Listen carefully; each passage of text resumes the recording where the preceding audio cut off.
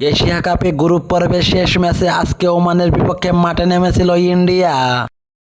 টসে জিতে আগে ব্যাট করে ইন্ডিয়া 188 রান সংগ্রহ করে 8 উইকেটের বিনিময়ে 20 ওভার শেষে Indian open batter হাডিটার batter Abhishek Sharma সংগ্রহ করেন 15 বলে 38 রান। তিনি 5টি 4 এবং 2টি 6 হাঁকান।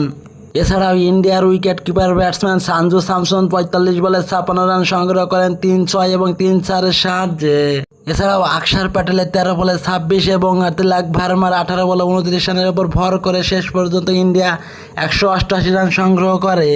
ওমানের পক্ষে swing fast bowler Shah Faisal তিনি 4 ওভারে 23 রান দিয়ে 2 উইকেট সংগ্রহ করেন।